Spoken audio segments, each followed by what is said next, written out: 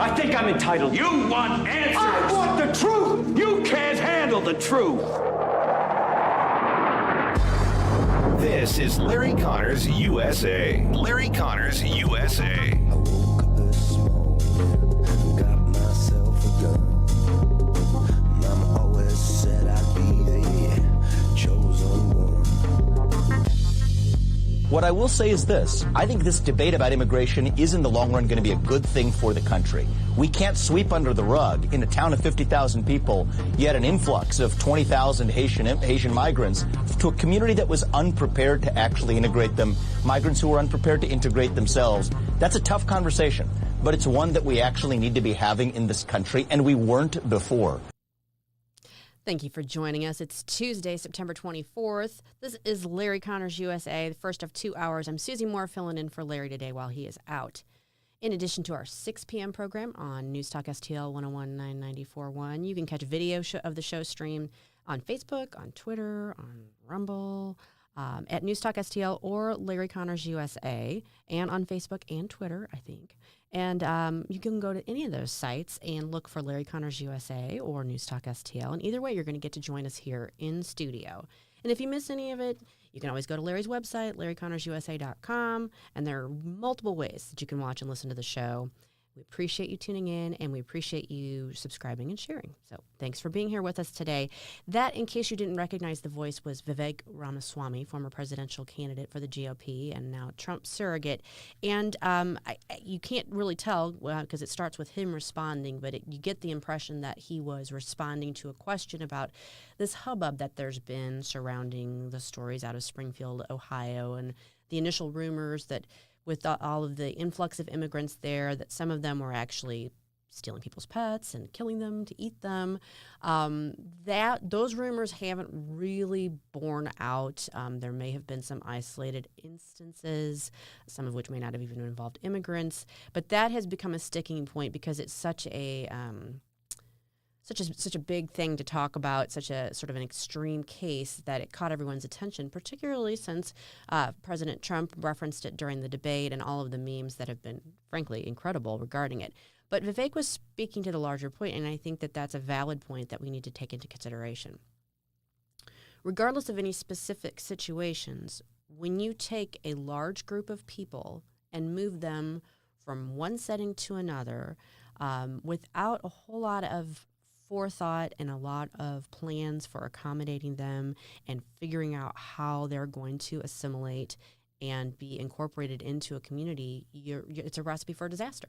You have issues. You have people from different cultures. There's language barriers. There's a lack of understanding of what some of the expectations and the rules are, and you end up with your social services, your public services being strained. There are all kinds of issues, and it isn't just border towns now that are having to deal with this. This is small town USA. This is across the USA and large cities that people are dealing with this influx of people that it's overwhelming the system is basically what's happening. And so then, people raise an issue about it, and unfortunately, a lot of times that's written off as racism or xenophobia instead of actually having those hard discussions and talking about, okay, if you want to be as welcoming a country as you possibly can, you still have to figure out how to do that in an orderly manner so that you don't have a complete breakdown of society. And what we end up seeing over and over again, unfortunately, then, is these stories where somebody's here illegally. They're not supposed to be here to begin with. They're not following the rules. They didn't follow the rules to get here, and they're not following the rules to be here. And then you end up with significant situations, tragedies. There's been an uptick in crime. You have this horrible story that just came out of St. Louis over the weekend of this St. Louis Metropolitan Police officer who was unfortunately struck and killed while he was working an accident scene by a driver who shouldn't have been there. suspect has been charged after the death of St. Louis police officer David Lee.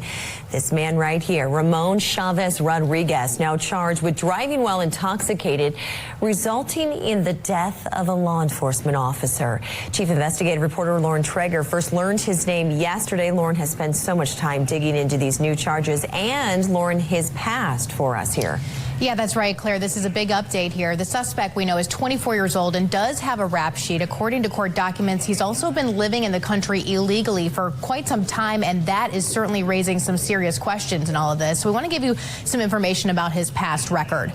Back in 2020, Chavez Rodriguez was charged with domestic assault and DWI for an incident in St. Charles County. At the time, court records said he was in the country illegally from Honduras, and documents also said he had a prior alcohol-related offense as well. He is actually still on probation for that case, though his probation records say he's pretty much always been in compliance. He actually would have been eligible to get off probation as early as next month. Now, though, we know he is now charged in this tragic case. St. Louis police say Officer David Lee was working a separate accident on Interstate 70 when Chavez Ramirez lost control of his vehicle and hit Officer Lee, and according to court records, pinned him against two vehicles, then threw him several feet. Lee later died at a local hospital. Chavez Rodriguez stayed on the scene, was arrested. A blood test, according to documents, found him to be over the legal limit. They also collected a recorder from his vehicle, investigators did, which clocked him going 16 miles over the speed limit there just 5 seconds before the crash. So here we have another tragedy, another loss of life. And this comes, several months on the heels of, there was a little boy up in Hazelwood that was killed, I want to say maybe last November or December, also by an illegal immigrant driver. And I want to emphasize something. Either one of those accidents is a tragedy, whether the driver that struck them was an illegal immigrant or a 70-year-old grandmother, American citizen. These accidents could have happened even if the person involved wasn't an illegal immigrant. But the problem that we have here is you have a system that is not working properly. You have people who are here. Again, they didn't follow the rules to get here. And because of that, they're not following the rules while they are here. Most of them probably aren't properly licensed. They may not have been properly trained to drive. They probably don't have insurance to cover when they injure somebody. And, this officer, David Lee, he was on the job at the time. So for his family, they'll never be able to replace him. They'll never be able to get over the grief. But any legal action they might take will at least, he was on the job. So there may be something from the police department that they can get from like a workers' compensation aspect, that sort of thing. But given this young man's history and given the fact that he was here illegally, the chances that he has any insurance or any assets that can help offset the loss, that's pretty slim. And it's just a cumulative thing. We're talking car accidents, but there have been, of course, countless incidents of people being murdered, people being raped, people being terrorized by a criminal element that is in the country and isn't being policed because the system is overwhelmed. And again, you can complain about it, and the complaint doesn't have anything to do with the race of the relative race, the race of any of the people involved. It has to do with how do we as a society set a situation where you can allow for immigration through proper channels that welcomes people and invites them to assimilate into their new country, their new environment, or one that basically forces them to live kind of outside of the system and then puts everyone at risk. And, this has obviously been a clarion call.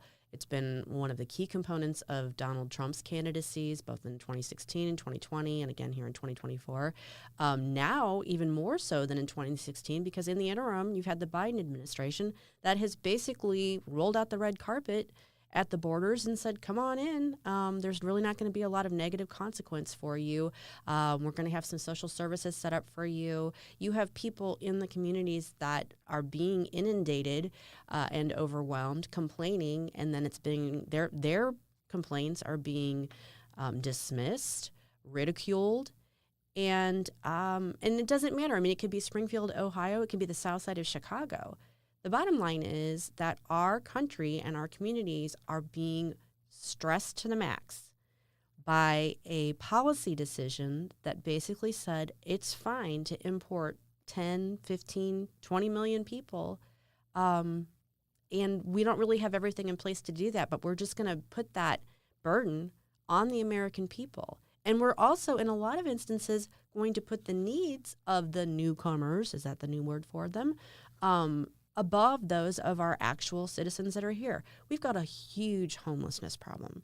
We have a huge issue with veterans who aren't getting proper benefits. We have people that need social services who are American citizens, and their needs are not being addressed.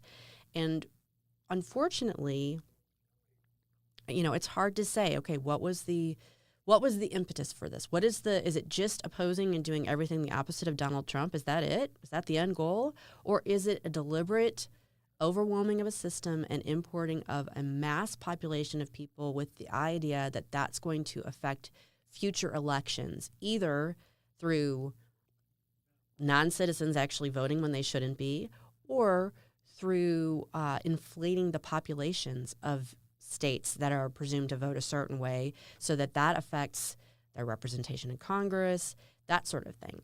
It's hard to say. I'm not a mind reader, but it's very difficult to look at what's been done over the past 3.5 plus years of the Biden administration in terms of our border policy and our immigration policy and not think that this was deliberate and that it was not putting the needs of Americans first.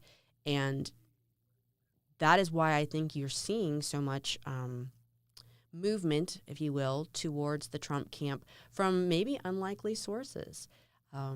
The Democrats seem to like to break everything down into demographics, and yet some of their key demographic voters, their traditional voters, are moving away from them. And it's because they are feeling the impact of this immigration policy personally and paying the price for it, and they don't like it. And then you've got Donald Trump saying, look, we're not going to tolerate that. That's not how we're going to operate. We're going to have an actual secure border, and we're going to start deporting people, particularly people that are criminals. That's an appealing message, and there's a reason why he is leading by, I think, like 13 or 14 points on that issue, Kamala Harris. I mean, when you're talking about the strain this is putting on our communities, people are getting to the point where they've had enough. It's hit them in the pocketbooks. It's hit them from a criminal standpoint, and they're kind of fed up. It's one of those things where something's got to give. And so that's why you're seeing, I think, a move towards Donald Trump. Let's change things up a little bit here. Raising a pet is getting so expensive that some pet owners can no longer afford to keep them. So we're looking at ways to keep your costs down so that you don't have to think about giving yours up. Bob Slusher struggles with the cost of feeding his 4 dogs. About $60 a week, and that's in wet food. Kind of like raising a child. I mean, they don't need clothes or shoes, but the food and then the vet bills. In the latest Consumer Price Index, the cost of purchasing an animal, pet supplies, or accessories were all up more than 3% year over year. Food costs, though, weren't as rough, dropping nearly 0.5%. Still, there's room to save. Pet store manager Noah Freed says to keep costs down, skip the smaller bags at the grocery store. Just because it's more convenient doesn't always mean it's cheaper. He says buy the biggest bag you can carry. Best value is going to be your bigger bags. You're going to get the most amount of food for your dollar. Freed says local pet stores often offer rewards programs, where if you buy a certain amount of bags, you'll get one free. The site Lending Tree found 12% of Americans have surrendered a pet because they could no longer afford it. 37% have gone into debt. I wanted to play that because we were talking about the dogs and cats things from Springfield, Ohio, and to me it stood out in contrast. Okay, so maybe most pets aren't being eaten, but 12% of Americans have surrendered pets because they can't afford to care for them anymore. I volunteer at a dog shelter. We get surrendered pets, and it's the most heartbreaking thing. I mean, it's one of the most heartbreaking things I've ever seen. The animal obviously doesn't understand what's going on, and then they have to adjust to a new environment, and you have to find a new home for them, and it's very difficult. And most people, I think, that adopt pets because they are animal lovers. So when you think about what's forcing someone to actually give up a beloved pet because they can't afford to care for it anymore, I mean, that speaks to our economy and the pressures put on everyone by inflation and trying to care for. I can speak firsthand to that, both from the volunteer standpoint and from being a pet owner. The cost of dog food, the cost of feeding your dog is exorbitant. And yet they're family members, and you want to make sure that they're taken care of. Vet bills, exorbitant. It is very expensive anymore to just have a pet. And unfortunately, that is, one of a key indicator that story we were just listening to was talking about some of these other issues. People are saying that they've gone into debt to pay for their animals. And so when you have people that are literally giving up a beloved pet, surrendering it to, and as I said, once they're surrendered to us, they're dealing with the trauma of having been separated from their families. You have to find somebody else who can accommodate them, and obviously there are only so many people who are able to adopt. And in the whole scheme of things, people are talking about grocery bills. We're going to talk about inflation a little bit later in the show, but people are talking about, it impacting them when they're at the gas pump and at the grocery store. And maybe people don't look at it from the standpoint of the pet situation being as dire an issue. But it's part of American life. It's part of our culture. It's part of how people, and it's part of people's enjoyment in life. Pets are good for you. They're good for your health. They're good for your blood pressure, they say. And yet if you're facing the stress of not knowing, I don't know if I can continue to feed this animal. I don't know if I can continue to make sure this animal gets the necessary veterinary care. God forbid they get sick or have some sort of health issue, and you have to try and figure out what to do about that. It just, to me, underscores and highlights the seriousness of what is happening, the squeeze that is being put on the American populace. And, hearing Kamala Harris say, well, I'm from the middle class, that's all well and good, but the middle class is really being squeezed right now. And I don't think Kamala Harris is really being squeezed right now, given her current position. I don't know that she really understands the forces that are bearing down on the American people. And I think that shows every time that she's asked questions about the economy and just kind of dives back into that. Again, we're going to talk about that a little bit more later. But in the next segment, we're going to be joined by one of my Red State colleagues. He's actually my former boss, Bill Cruz, who we also are probably better known as Strife. He is a Red State regular. He's been with the site since, I think, 2004, so almost since the beginning. And he's going to talk to us a little bit about what's going on with Russia and Ukraine, and also about this issue with Iran and some former U.S. employees that are maybe in a little bit of trouble. So stick around, folks. We'll be back right after this. Lock and load, ready on the reins.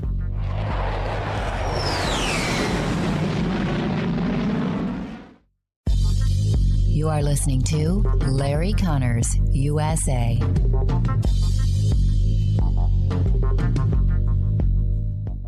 My sponsor, Wellington Environmental, has helped thousands deal with hazardous materials. Hospitals, offices, schools, even homes. Here's something new. Wellington now offers dustless blasting. This is just like sandblasting, but without all the dust and emissions. Wellington uses everything from ground glass, walnuts, corn, even dry ice pellets. One university had Wellington remove their parking lot striping because dustless blasting is fast and it does not damage the concrete. So as a business or homeowner, I'm sure you could use this process. Industrial tanks, swimming pools, graffiti on buildings. And in fact, Wellington is blasting a Texaco station that will be revised as an historic building. Check the website for details and photos. WellingtonSTL.com. WellingtonSTL.com. While I'm away fighting for my country, my family is left behind to fight loneliness, school and job changes, and tight budgets. Their duty is to our country. Our duty is to make sure no military family is left behind. Learn more at asymca.org. So many times, Vincent's Jewelers has helped me surprise someone special. Vincent's locally owned can do the same for you, and you don't have to break the bank to get something really nice, maybe even customized. The smile you're going to get back from that special someone, priceless. Check VincentsJewelers.com every day because new items are arriving and there are special deals. Vincent's, my only jeweler. VincentsJewelers.com. VincentsJewelers.com. Tim Jones and Chris Arps in the afternoon. Horace, Americans individually have lost over $4,000 in income and over $7,000 where you have a household with both parents working. It shouldn't be, it's the economy stupid. We should just say, stupid! It's the economy. Unbelievable the devastation that Americans are feeling. Tim Jones and Chris Arps. Weekdays at 3:30 on News Talk STL. If you haven't been to Lit Cigar Lounge in the district at Chesterfield, you're missing a great experience. Premium cigars, drinks, spacious seating, TVs in every direction. This and more explain why Lit was voted Best Cigar Lounge 2 years in a row. Now you can be at Lit and order Napoli Brothers pizza and pasta delivered to you. In fact, Napoli's just a few doors down. A coal-fired oven giving a unique taste. Napoli Brothers Pizza and Pasta, now open in the Chesterfield district. Are you thinking about buying medicine online? A search for online pharmacies yields more than 20 million results. But which ones can you trust? Medicines bought from unlicensed online pharmacies can be dangerous. You may get a fake drug, your condition may get worse, or you may experience a bad reaction. Don't put your health at risk. To learn how to find an online pharmacy that's safe and legal, visit fda.gov/BeSafeRx. A message from the U.S. Food and Drug Administration.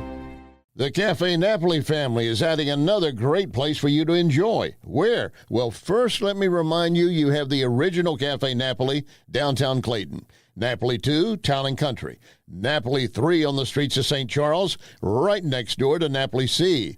Plus, Napoli Brothers Pizza and Pasta in the Chesterfield Valley.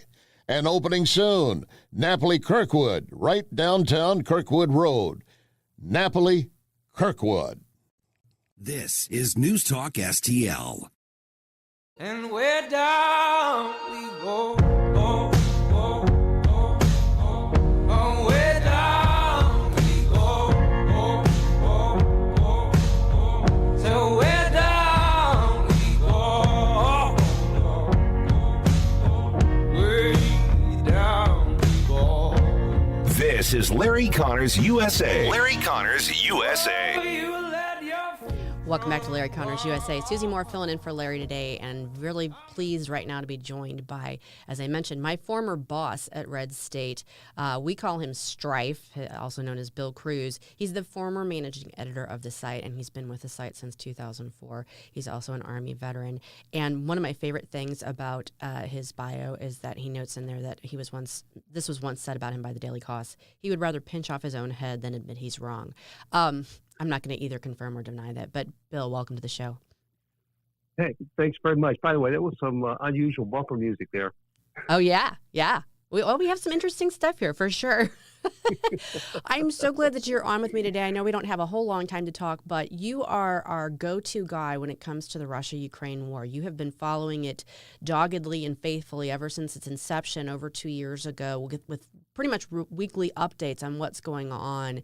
And for those who want just sort of a snapshot of where things stand with the war right now, where do they stand? Well, I think right now,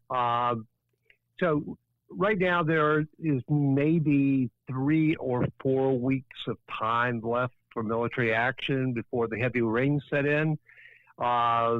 The Raputsina, as the Russians call it, where you end up with mud that is charitably 2 to 3 feet deep anytime the surface is broken by vehicles. So not a whole lot gets done. Then it snaps off into real cold weather. So you're probably not going to see any large-scale activity again until probably March, April, somewhere in that range. Right now, it looks like both sides are hunkering down and trying, they're sort of like the fighters going back to their corners and getting ready for the next round.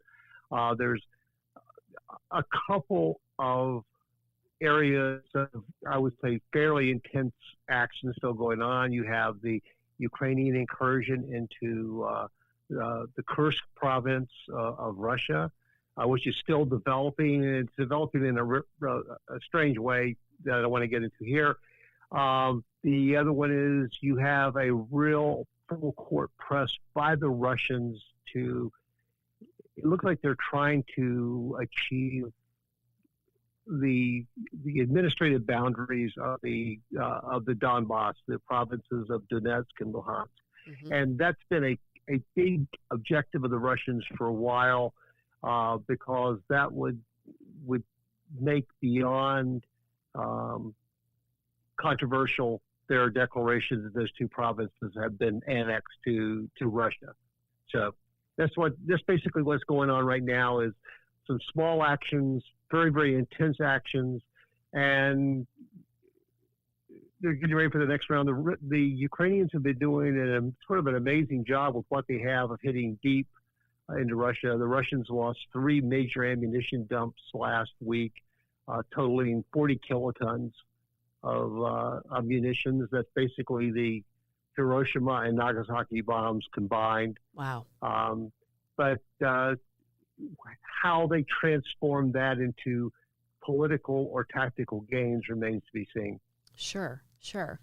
There was some kind of big news that came out yesterday. The Ukrainian president, Volodymyr Zelensky, was in the United States and made an appearance at an ammo plant in, I want to say Scranton, Pennsylvania, where there was a sort of a ceremony, they were congratulating the workers there, and then there was sort of a ceremonious signing of some of the munitions, and then some comments from him that seemed to reflect his preferences as far as the upcoming U.S. presidential election. I wanted to get your take on that because that obviously caused a little bit of a stir. Yeah, I mean, that's a curious situation. On one hand, I think that Zelensky was played on this. On the other hand, I think he was a willing participant in being played. If you follow the pro-Ukrainian groups online, they are overwhelmingly Biden-Harris advocates.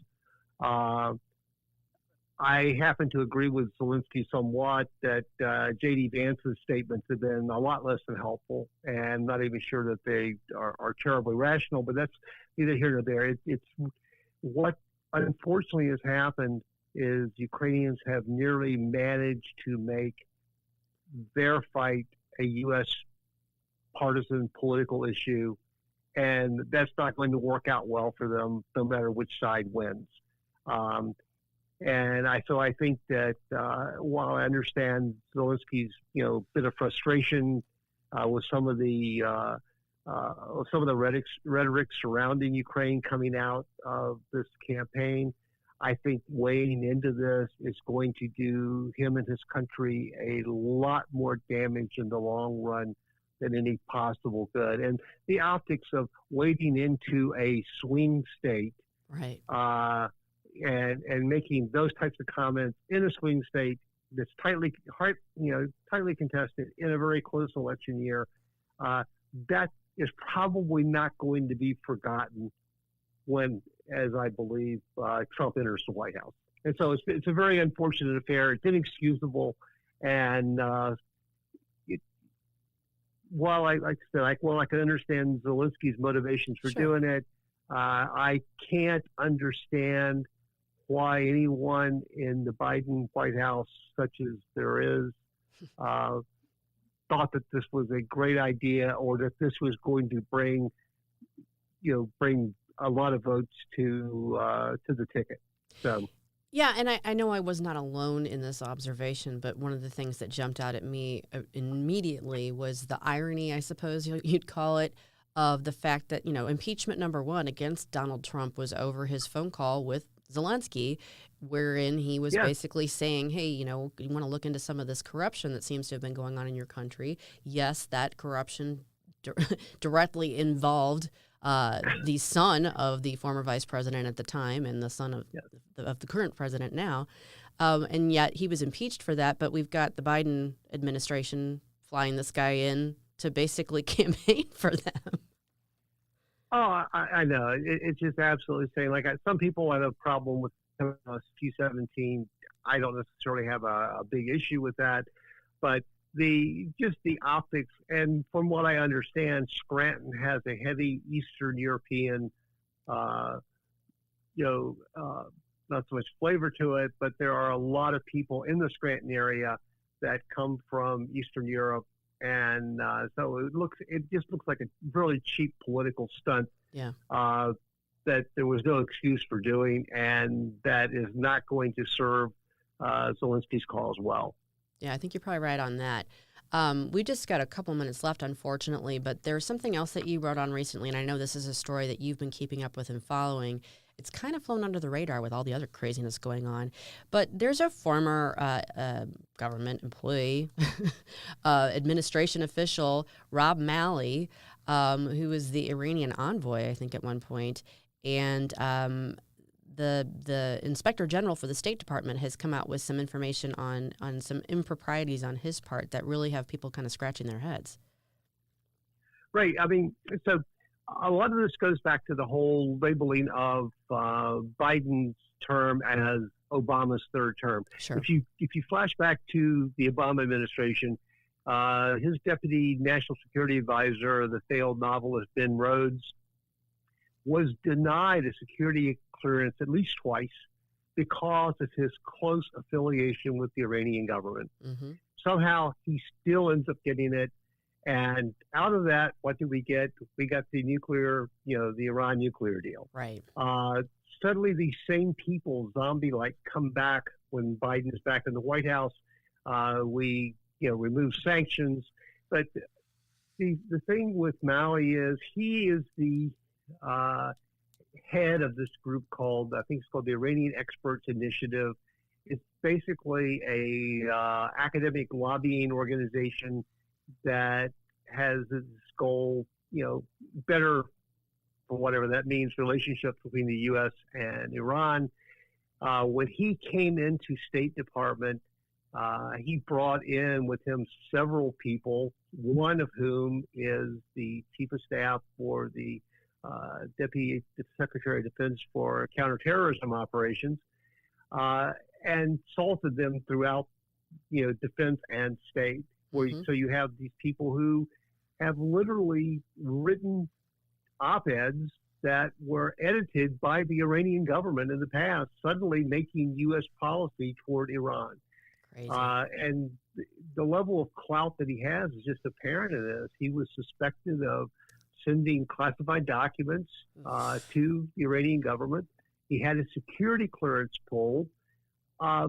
But no one ever told anybody that his security clearance had been pulled. So he was on the classified conference call with the president. Right. He's been participating in meetings. And so it's just, and what gets me is the difference between the way this case, which in my mind, hey Bill, comes I hate to do this. Okay. I'm going to have to cut you off because we're running out of time here. Verb. I know, I hate it. Tell people real quick. I even got to the verb. Real quick, where they can find your article and your other work, please. Well, I know you can find him at redstate.com. Bill, appreciate you joining us. Really, really appreciate you being here. Look for him at redstate.com and all his work there. It's great to follow. When we come back, we're going to be talking a little bit more about the upcoming elections. So stick around here. Larry Connors USA. We'll be back right after this.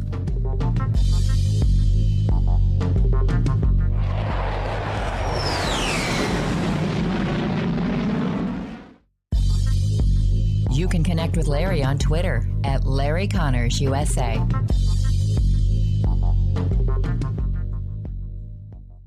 John Beal knows it right after a hailstorm. New roofing companies start popping up everywhere.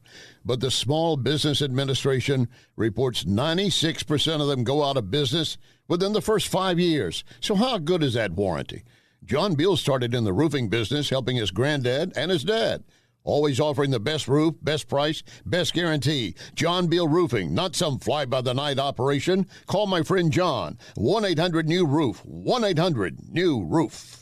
The United States Deputy Sheriff's Association is a national nonprofit and the largest non-governmental provider of services to law enforcement. The USDSA assists city, county, state, and federal agencies with free safety equipment donations and officer survival training, along with cash donations to families of law enforcement officers who perished in the line of duty, a citizen awareness program, and more. For more information on United States Deputy Sheriff's Association, please visit usdeputy.org. This hour of Larry Connors USA brought to you by my friends at Renewal by Anderson. And listen to this. Renewal is having a killer of a sale. Buy any window or door. Get a second one, 50% off, 0 interest, no payments for 18 months. Renewal has the most 5-star reviews of any full-service window company. Simply dial pound 250, pound 250, and say the key word, windows. What can AI do for your business? Well, my friends at PRI Global can help you with artificial intelligence. In fact, they have an AI innovation lab that develops cutting-edge tools tailored to meet the needs of your company. While many AI companies overpromise and underdeliver, PRI is your trusted, reliable partner. PRIGlobal.ai. PRIGlobal.ai.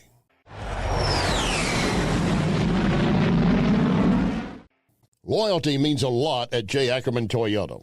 That's why during COVID, Ackerman refused to charge over sticker price, while others did. Ackerman stayed true to their customers, selling at or below manufacturer-suggested prices. Ackerman will get you what you want, and the service department has the same spirit. You come first. And thank you for making Ackerman Toyota number 1 in 2023. Ackerman Toyota, AckermanToyota.com. Ackerman Toyota for life. News, analysis, opinion. USA, USA. That's a big game, man. She's really losing control. People are trying to get nasty about people blowing each other down in the mall. This is News Talk STL. It is their responsibility. He is a metastasizing agent. We're all keeping a close eye on this. Illegal immigration is crazy right now. The United States is not being overrun. News Talk STL. It is a crisis at the border without question. On NewsTalkSTL.com. Here's some expert advice from McGuire Moving and Storage. If you have a home or business move coming up, you need to book now. Most moving companies are booked 6 to 8 weeks out. So call McGuire now, get an on-site estimate, set a date. McGuire has 85 years of experience and just won the Spire Quality Award. I can personally testify McGuire goes above and beyond to help the clients. McGuire Moving and Storage, McGuireMoving.com. This is News Talk STL. Papa was a rolling stone, my son. Wherever he laid his hat was his home. And when he died, all he left us was alone. Now listen to me. Papa was a rolling stone.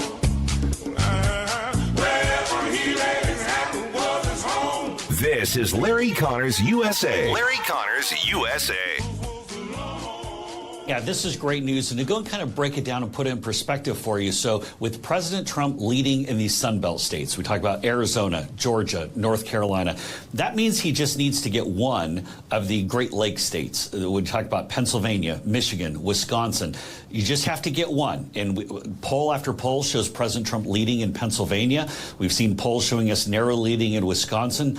And same thing with Michigan, showing us with a slight lead there. But he only needs to win one of those. I think he's in position to go and sweep the table like he did in 2016. But the reason, Rob, and you asked what has changed, what's become different.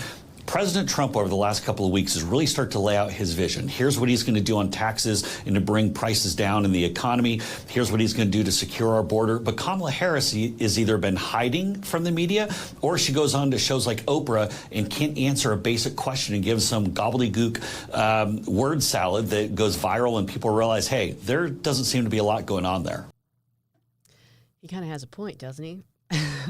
Welcome back to Larry Connors USA. Susie Moore filling in for Larry. That was Jason Miller, one of the Trump campaign surrogates, and he was, talking about the polling. Of course, at this point is, well, you're getting mixed messages for sure. National polling does show Harris with a slight advantage. Swing state polling, it's much closer with either Trump ahead or they're basically a statistical tie, and for those who lose sight of the fact, we don't have a national presidential election. We have a state-by-state election. So it is going to come down to those swing states. And in some cases, down to maybe, a few thousand votes. And that's a really, we're in crunch time now. We are literally 6 weeks out from the election. And so you're seeing both interesting polling results. It's looking good for former President Trump in the Sun Belt, as Miller pointed out. And yet in the Rust Belt, the Great Lakes states, a little bit closer, maybe more favorable to Harris. But obviously Pennsylvania is one of the keys to that. And we're seeing a contrast in the campaigns. I think everyone kind of, particularly voters on the left or who were inclined to lean left, we saw them kind of have this huge sigh of relief when Joe Biden decided to drop out of the campaign. And there was some excitement around Harris, the idea that she was bringing this sort of breath of fresh air and that sort of thing. But now she's been in the race for over 2 months, formally for over a month. But, she was endorsed by Biden as soon as he dropped out. And she has yet to really formulate and articulate her case to the undecideds, the people who might vote for her but could theoretically vote for Donald Trump, or might just not vote for the president, or vote for a third-party candidate. She hasn't really laid that out. And, this has been emphasized not just by the right, but even by some on the left, saying, look, we're past the honeymoon stage now. We actually need to know from you. We need to hear from you what your plans are and how you're going to implement them. And Miller's right. We get word salad. Now, listen, someone who speaks for a living, it can be tricky sometimes. Sometimes you can get a little tripped up. But when you're talking about a plan and policy decisions, and you are seeking the job for the top job in the United States, you have to have an outline. You have to know exactly how you're going to attack that and approach that and explain to the voters how you are going to be the better choice for them. She's not doing that.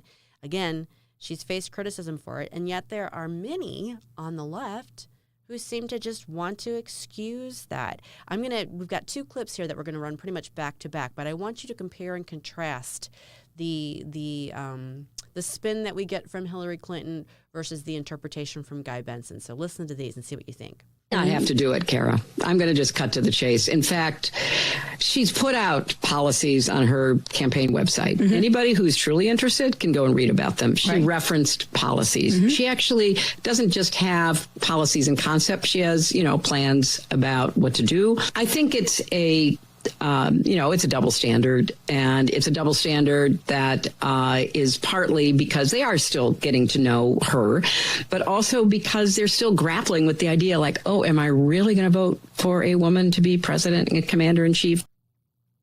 So that's Hillary's spin on it. That's her excusing of Kamala's need to speak and address the press directly and address the public directly. Now let's see what Guy Benson has to say.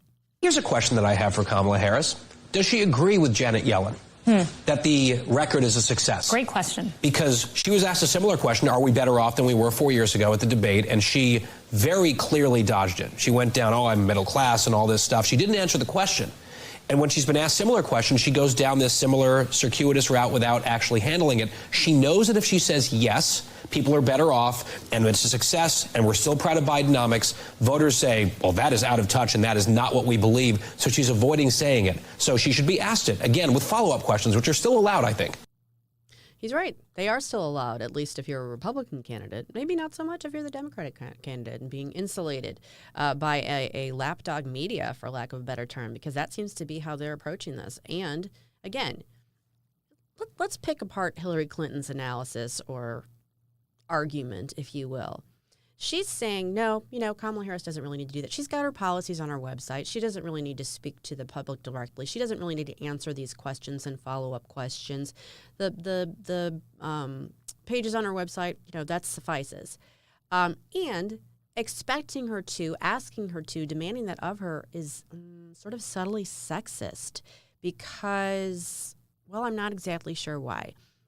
Here's what really underscores why Hillary doesn't actually believe what she's saying and is just running interference for Kamala. Hillary Clinton vied for the office several times, starting back in 2008, and that was when she was a New York senator. She served as the Secretary of State for the United States under Barack Obama. She ran for office again in 2016, and she was the Democratic nominee. And she came within a whisker of winning, and something that she's never gotten over, clearly. But for all the things you could say about Hillary Clinton, and I don't have a lot of nice things to say about her. She is not my favorite person. She wasn't even my favorite person back when I was still a Democrat and I voted for her husband twice. I've never cared for her. But one thing you can't say about her is that she doesn't know her stuff, that she's not well-spoken, that she's not able to take a topic and address it cogently, thoroughly. She's done her homework. She made her case to the American people. Now, she probably dropped the ball by not making it more in some of those swing states back in 2016. But she got out there on the trail, and she made her argument. She did the interviews. She's doing the interviews now. She's doing interviews now that Kamala Harris won't do.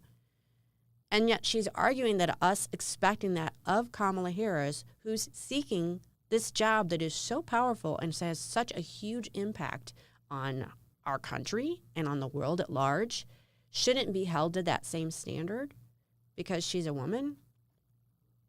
I mean, that's kind of like misogyny in and of itself. Is she saying that girls need it easier, that girls can't handle it?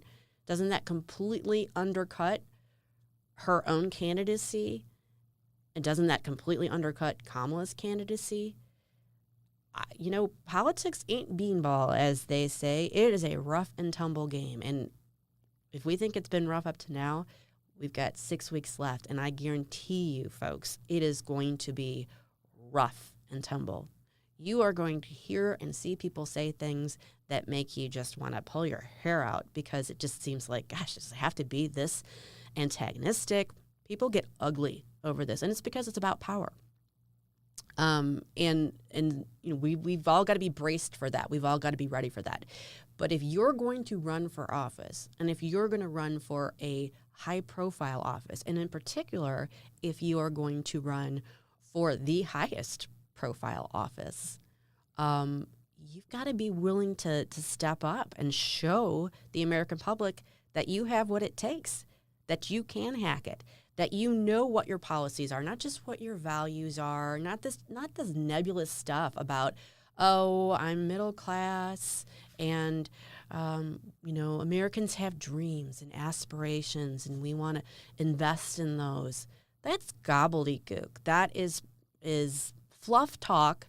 And you know, maybe there's a segment of the population that appeals to, but that doesn't put food on your table, and that doesn't put gas in your tank, and that doesn't address the complete combustible situation in the Middle East, and it doesn't address what's going on with Russia and Ukraine. It doesn't address the crisis at the southern border. It doesn't address our energy needs. It doesn't address anything concrete. It just says, oh, we like to dream and we want to invest in those dreams.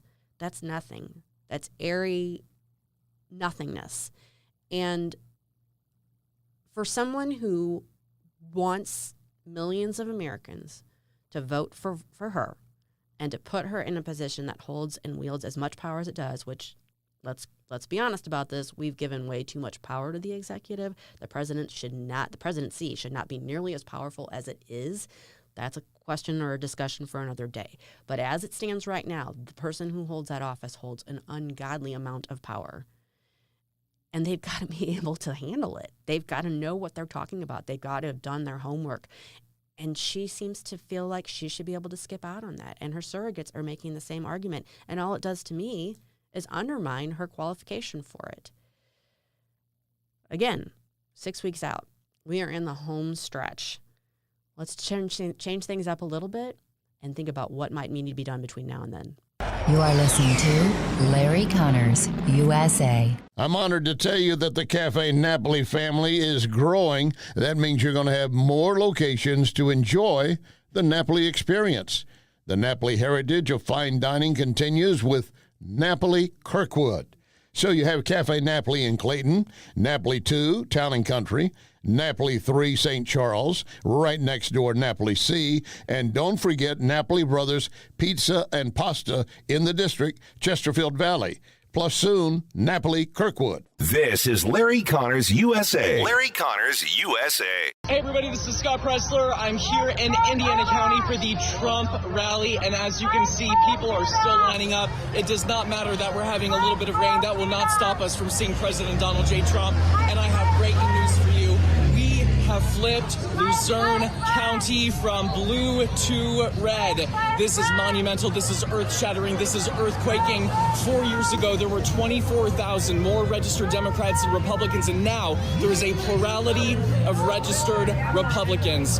The quote-unquote backyard of Joe Biden has been flipped to Republican. Nothing is going to stop this train. You register to vote at your current address. You make a plan to vote for Donald J. Trump. Let's deliver Pennsylvania for Donald Trump. Let's go. Sorry about the sound quality there. Obviously, there was a lot going on in the background behind Scott Pressler there. For those who don't know, he has been doing yeoman's work in terms of registering people to vote, and he has focused intently on Pennsylvania because I think the road to the presidency goes through Pennsylvania. I think it's a pretty safe bet to say that at this point. I think it's a pretty safe bet that maybe Kamala Harris chose the wrong VP candidate. But be that as it may, Pressler has been on the ground registering people to vote, doing the work that it takes to make sure you get out the vote. And that's what this is going to come down to. This is going to come down to voter turnout.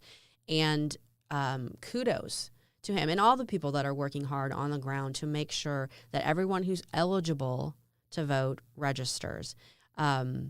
He's been going out into the Amish communities and registering. I think there's a population of like 20,000, 30,000 Amish in Pennsylvania, and most of them weren't registered to vote. And you know what? Their values actually align far more with the Republican Party than with the Democratic Party. He's been registering those people to vote. And as he was just pointing out there, they've flipped counties that had a multi-thousand voter registration advantage for the Democrats in 2020 to having a Republican advantage. We're going to see how that all plays out in 6 short weeks. Pennsylvania is one of the states. There are several states that have early voting that's already, I don't know if Pennsylvania started yet, but they do have early voting. And every single vote, every single person that can vote legally, let's be clear about that, legally needs to make sure that they are out there doing that they get out there. If they have the opportunity to vote early, go ahead and vote early. I know Republicans are resistant to that, but that's the game that we play now. Vote early. I'm not going to say vote often because you should only vote once, but vote early, bank that vote. The bottom line is this is going to take the effort of everybody. It is an uphill battle.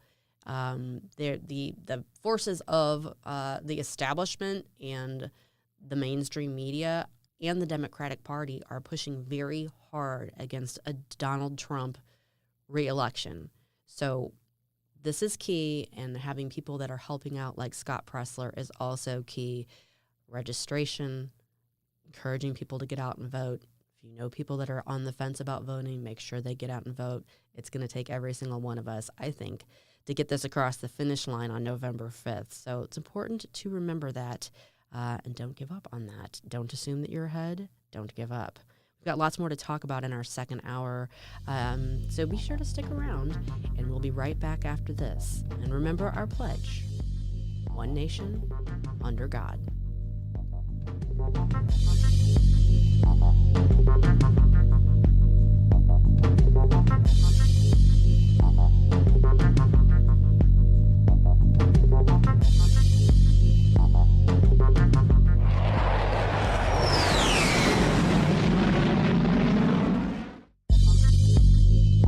You can hear podcasts of this program at Larry Connors USA Facebook. Larry Connors USA Facebook. If you like premium cigars and spirits, take my advice. Check out Lit Cigar Lounge in Chesterfield. The Lit Cigar owners just got back from a major convention in Vegas, and now every day, Lit is getting shipments of special cigars that will certainly amaze you. Check the Lit Cigar Facebook, staying on top of special events. Also, Lit can host a private event for you, your friends, your business. LitSTL.com. LitSTL.com. Lit Cigar Lounge in Chesterfield. News, analysis, opinion. USA, USA. That's a big game, man. She's really losing control. People in China didn't ask me about people mowing each other down in a mall. This is News Talk STL. It is their responsibility. Hate is a metastasizing agent. We're all keeping a close eye on this. Illegal immigration is crazy right now. This United States is not being overrun. News Talk STL. It is a crisis at the border without question. At NewsTalkSTL.com. Talk radio made in St. Louis. Very excited for what you guys are doing for the St. Louis community. For St. Louis. Relevant local talk. Saying what we are thinking. This is News Talk STL. You guys are awesome. I love you. And it's a tremendous honor to be on the station. News, analysis, and opinion. Thanks for covering the local angle. People, this is America. We better open our eyes. Really local, really good. News Talk STL at 1019, 94.1 and NewsTalkSTL.com. Are you thinking about buying medicine online? A search for online pharmacies yields more than 20 million results. But which ones can you trust? Medicines bought from unlicensed online pharmacies can be dangerous. You may get a fake drug, your condition may get worse, or you may experience a bad reaction. Don't put your health at risk.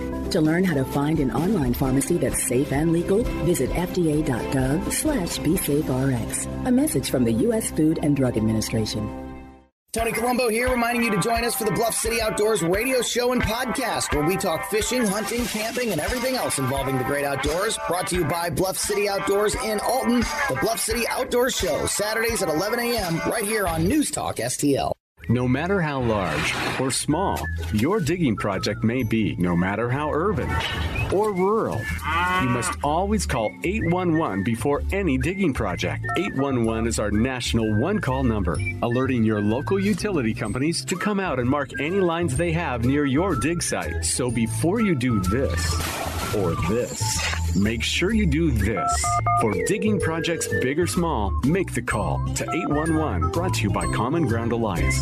Hey, it's Katie, reminding you to subscribe to our show podcast so you never miss anything that happens here at News Talk STL. Get our podcasts every day on the show pages at NewsTalkSTL.com, or just subscribe to your favorite shows on Spotify, Apple, Google, Amazon, or anywhere else you get your podcasts. I drive my bus in a busy city. That's why road safety is so important to me. I know that I must slow down and be extra careful when I make a wide turn. Buses need more room than cars. Everyone can help keep our roads safe. Next time you're driving, remember to give buses plenty of time and space to finish turning before driving ahead. Let's all plan to share the road safely. Learn how at www.sharetheroadsafely.gov. So many ways to listen to News Talk STL. Come join the conversation. All you have to do is say, Hey Alexa, play News Talk STL. Welcome to News Talk STL, conservative talk radio for St. Louis. No matter how large or small your digging project may be, no matter how urban or rural, you must always call 811 before any digging project. 811 is our national one-call number, alerting your local utility companies to come out and mark any lines they have near your dig site. So before you do this or this, make sure you do this. For digging projects big or small, make the call to 811. Brought to you by Common Ground Alliance. If you find yourself feeling out of place in the world, it's comforting to know conservative values haven't been abandoned everywhere. The far left wants to destroy conservative values in America. This is News Talk STL. Welcome home. Hey, it's Nick Schroer. To preserve this nation, to preserve the experiment in liberty that our founders envisioned, we must take a stand and fight. Join me Sunday nights at 8 p.m. only on News Talk STL. Stand and Fight with Nick Schroer. Brought to you by Missouri Wild Alchemy at MissouriWild.com. This is News Talk STL.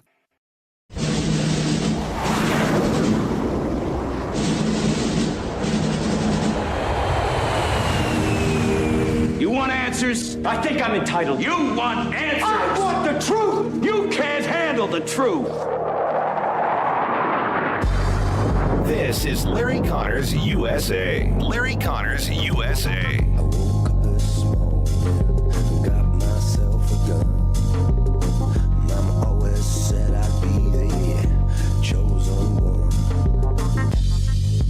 Kamala's ruinous economic policies have already cost the typical household $29,000 through rampant inflation, $29,000 per household.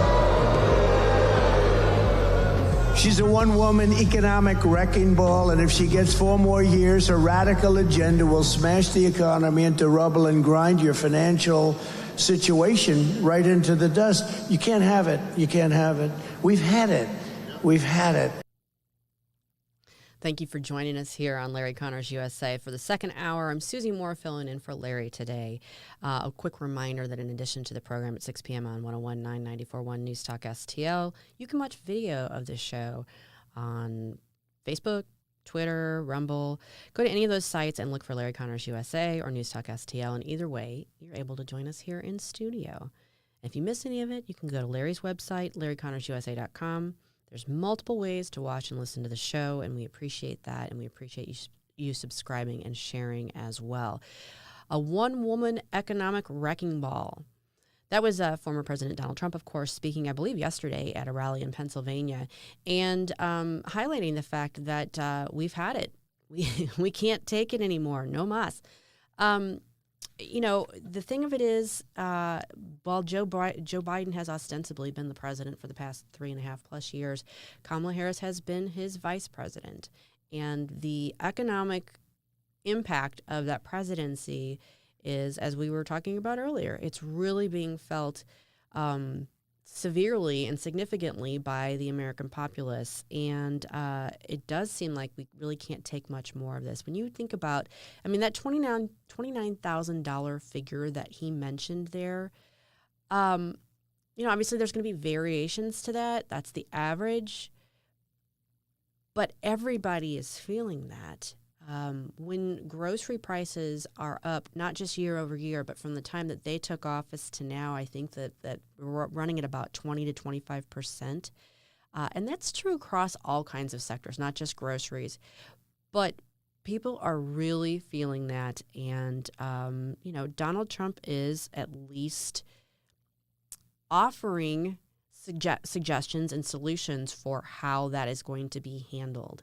That is something that I think his advantage here is this. You know, we have the ability, this is the first time really anybody that's currently alive is having the opportunity to do this. You have back-to-back presidencies to compare. He just was in office from 2016 or 2017 to 2020. We saw what that economy was like. And obviously COVID came in at the end and caused a big upheaval in that and a disruption in that. But people know what it was like to be have record low unemployment across multiple sectors and in multiple demographics. People know what it was like to have pretty low inflation, and gas prices were pretty reasonable. Grocery prices were at least absorbable. They weren't crazy the way that we were experiencing now, and we also weren't involved in any wars at that point. No new wars started up.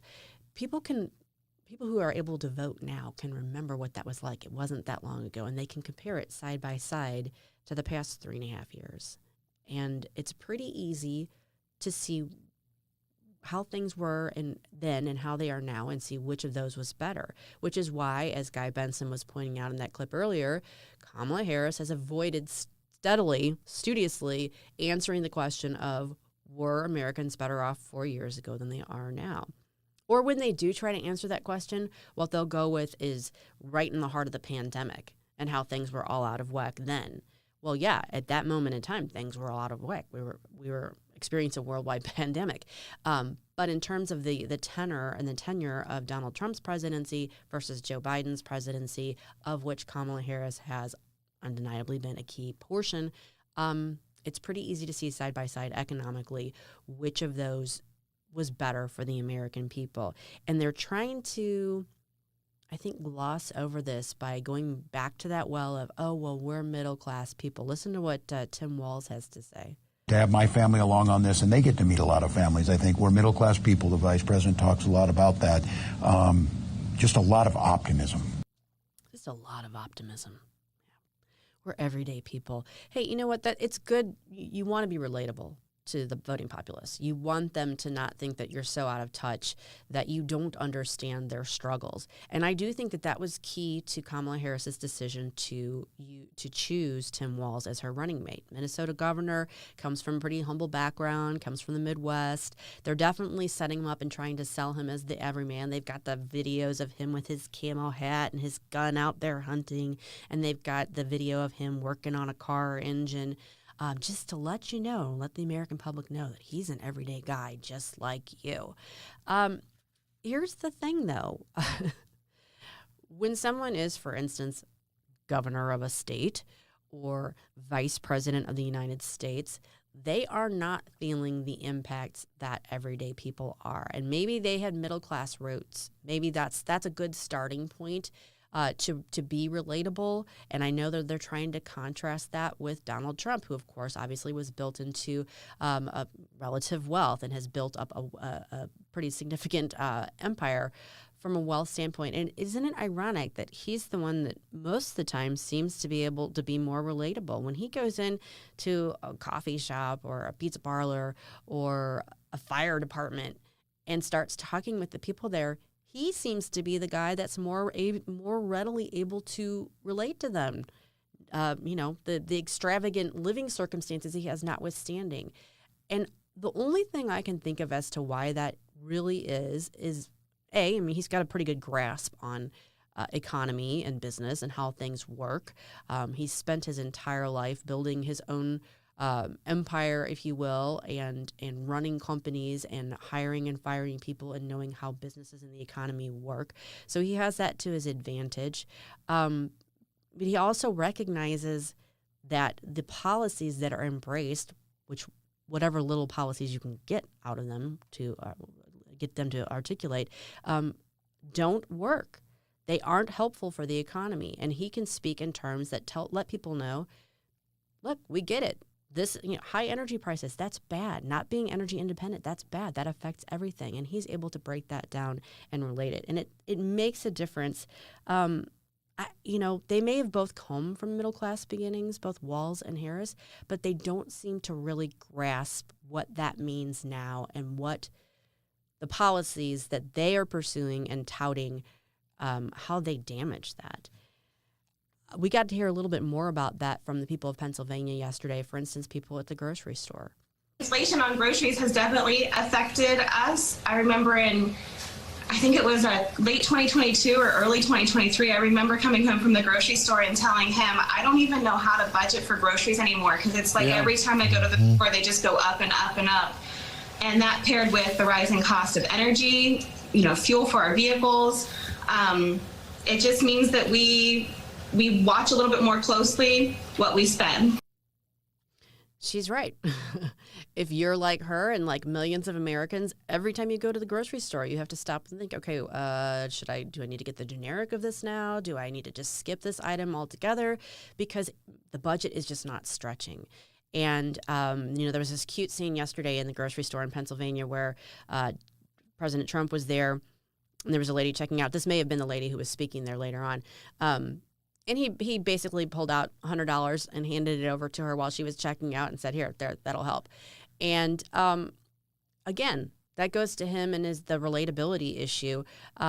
He gets the fact that people are feeling this pinch and are really struggling, and he's trying to address that directly. Of course, now I haven't had a chance to look at this and read up on it too much, but apparently the left is saying somehow that was illegal. Like he was trying to buy votes. There's a little bit of irony for you. Hey, we're going to forgive your student loans, but we're not trying to buy votes. But he hands a lady $100 in a grocery store to pay for her groceries, and he is. So, okay, that's how that works. The bottom line is that Harris and Walz and the Democrats are trying to sell voters on this idea that they're the ones that feel your pain, if you will, harkening back to Bill Clinton, that they're the ones who understand. And I don't know that that's a sale that's really going to work for the American people. With Trump in Pennsylvania yesterday, he was speaking to a number of groups. He also spoke to farmers. We're going to listen to that here just coming up. Been great. I love the farmers. I'm very comfortable with the farmers. I feel I know your business, but I haven't plowed quite as much as you. But I do know your business very well. We've We've had a tremendous relationship. I've always won with the farmers, and that's because I produce promises made, promises kept. Number one, your energy bill within 12 months will be cut in half, and that's my pledge all over the country. Beyond farmers, that's my pledge all over the country. We have more energy under our feet than any other country. We have, I call it liquid gold, and we have more than any other country. We have ANWR in Alaska, which the first thing they did, the Biden-Harris administration, everybody wanted it. It's the biggest. It could be as big or bigger than Saudi Arabia, and would have supplied Asia, would have supplied vast parts of the world, would have made more money than you could even imagine. We were going to lower your taxes, pay off debt.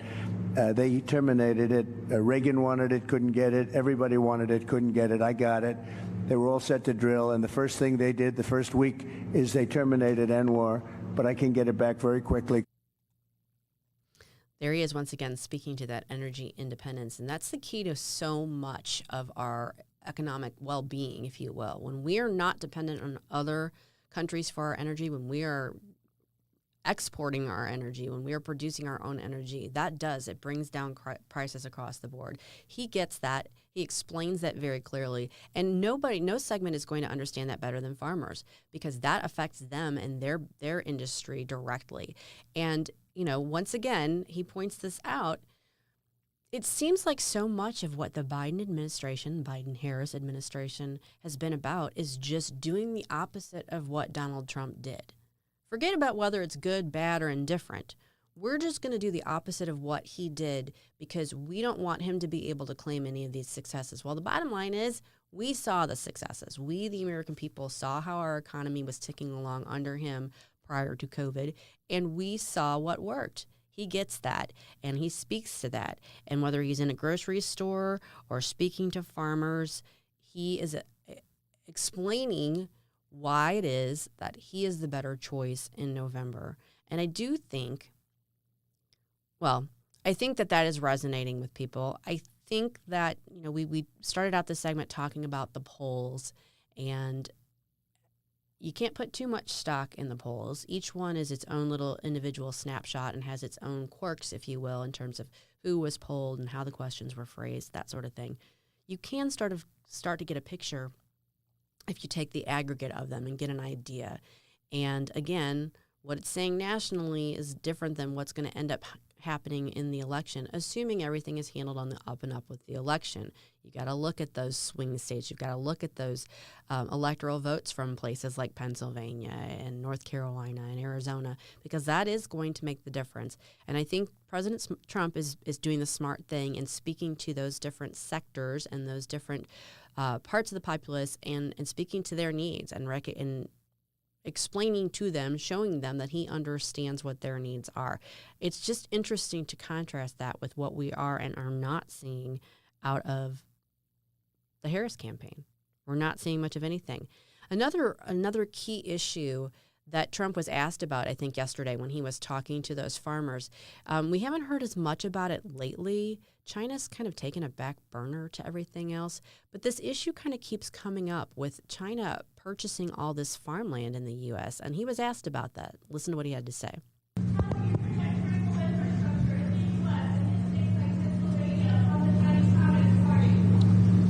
Well, we're going to protect it by saying you can't come. You can't do it. We don't want you buying our land.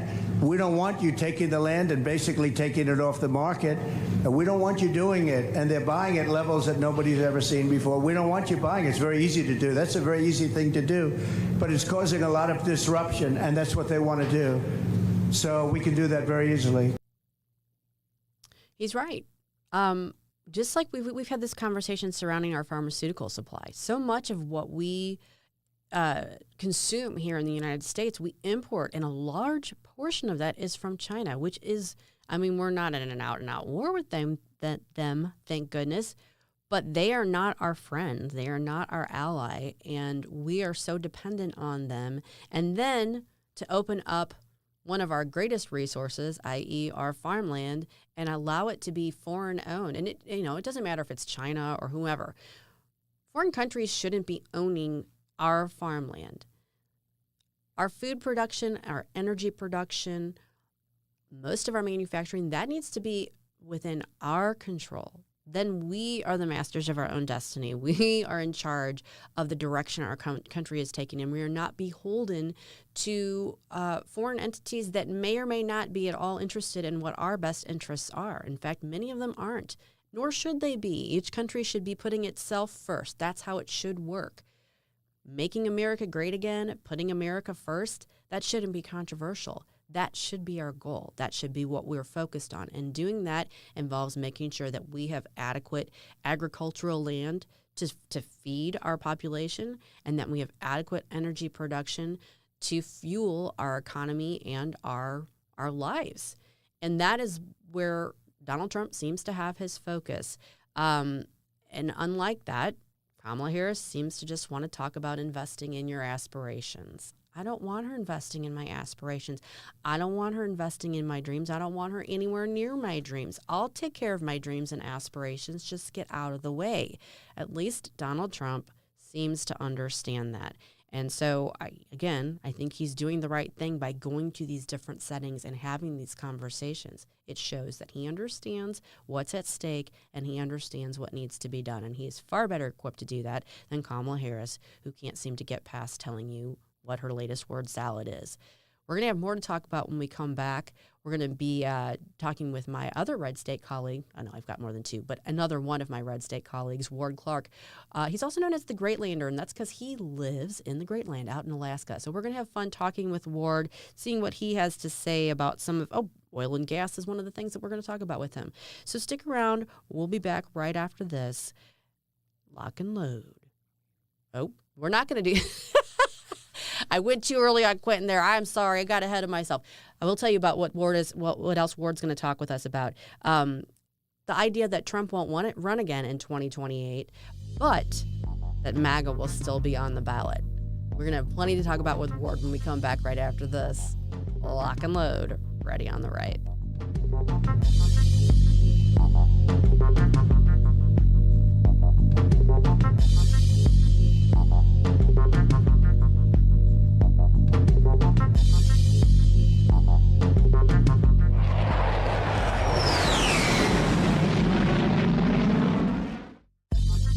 You are listening to Larry Connors, USA.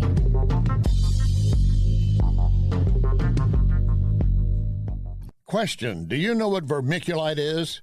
It is an insulation in the attics of hundreds of thousands of homes and public buildings. Looks like kitty litter, but often contains asbestos.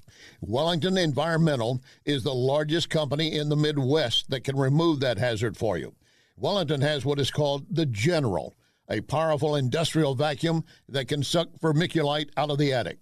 Hang on, there's something else you should know.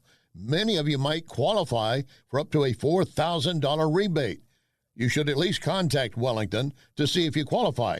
And here's something else. Wellington arrives at the time they give you, not sometime within 4 hours. 314-644-4930. 644-4930. WellingtonSTL.com. WellingtonSTL.com. Wellington Environmental. Your world cleaner, better, safer. Be well with Wellington.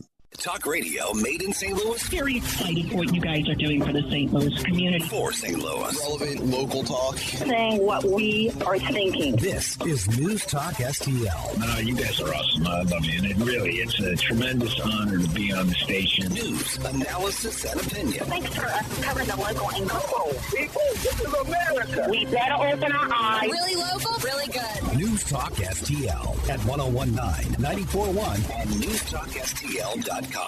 One of the greatest pleasures in life is giving something special to someone just because. Vincent's Jewelers can help you, and you should know that Vincent's has helped raise almost $2 million for local charities. Vincent's Jewelers, St. Louis's premier, full-service, locally owned jewelry store. Check Vincent'sJewelers.com every day for new items. Vincent'sJewelers.com. My only jeweler, Vincent'sJewelers.com. Even more than I wanted a gold medal, I wanted a heart of gold, like the mentors who were my balance beams refusing to let me down, and the coaches who spoke out to anything out of bounds, heroes who never stood on podiums but stood up for me. Every shot I make, give the assist to those who since my youth were referees, ready to blow the whistle and end abuse. I want you to know that McGuire Moving and Storage is silver certified, which means McGuire has a quality reputation helping older adults move local or long distance. And something else to know, Josh McGuire, president of McGuire Moving and Storage, is the only certified moving consultant in Missouri. I'll tell you, once you met Josh, you're going to know your move will be easy. And I fully endorse McGuire Moving and Storage. McGuireMoving.com. My name is Todd Showalter, and I'm announcing the Right Mind Show is officially running Saturday nights at 5. I'll now open the floor for questions. Is the Right Mind Show funny at all? No comment. Next question. Yeah, you, different reporter with the same voice. Your co-host is very cute. Not a question. I've got time for one more. Do you do any impressions on the Right Mind Show? Yeah, absolutely. Here's Joe Biden getting out of bed. The Right Mind Show with Todd Showalter. Saturday afternoons at 5 on News Talk STL. Napoli Brothers Pizza and Pasta, now open in the district of Chesterfield Valley. Napoli has the only coal-fired pizza oven. That means an incredible taste you cannot get anywhere else. So enjoy a unique pizza at Napoli Brothers Pizza and Pasta in the district. And then walk a few doors down and enjoy premium cigars and drinks at Lit Cigar Lounge. There's a perfect way to end the evening. Napoli Pizza followed by Lit Cigar Lounge. A winning combination. This is News Talk STL. Baby, I got your number. Oh, and I know that you got mine. You know that I called you. I called too many times. You can call me, baby. You can call me anytime. You got to call me. This is Larry Connors USA. Larry Connors USA.